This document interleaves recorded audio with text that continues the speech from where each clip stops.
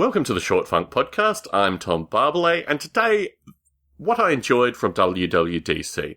There were a few interesting sessions, a few good things came out of WWDC, but the thing that fascinated me was Gameplay Kit.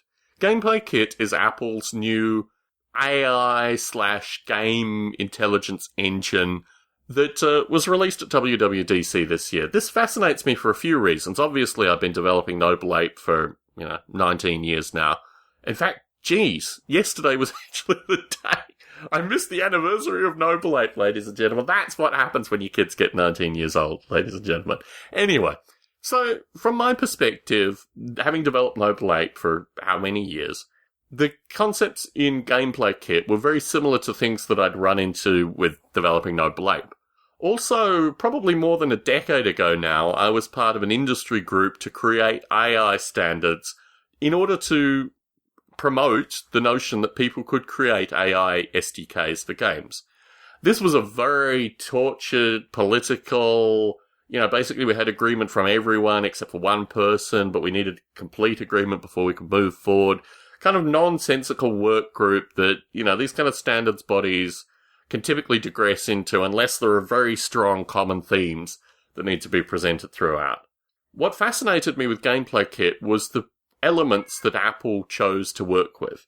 And through those elements, things like random number generation, but also a relatively rich sense of entity interaction and agent movement, and also a very curious notion of min-max, which is the concept of, take a game like chess, for example, where the rules are easily stated.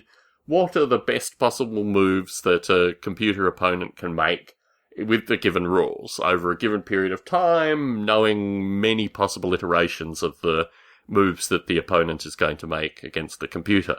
This kind of technology begs some really quite interesting epistemic questions, which I've tried to explore through Noble Ape periodically. But imagine you could codify the game rules of your day.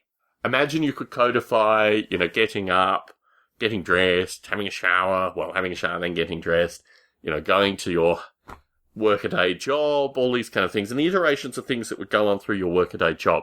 Potentially you could consider that a game, and potentially you could find an optimized solution through that game for you to get some predefined goals.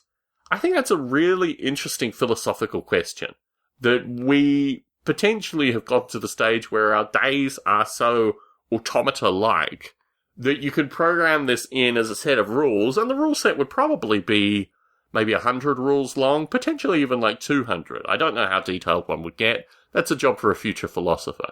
But you could create this set of rules and then create a wander through it to explain a wide variety of circumstances and then get a min-max view on it associated with minimizing your time, but to maximize your chance of getting to specific outcomes. And that's pretty interesting philosophically.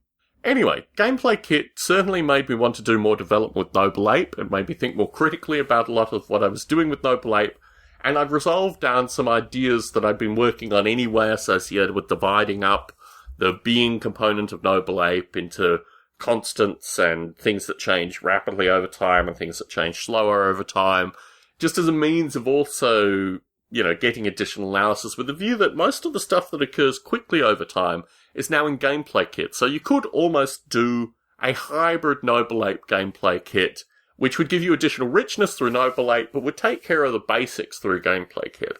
And that's something that I've certainly been thinking about through the period of time at WWDC and my return. Tom Barbalet in San Jose, signing out.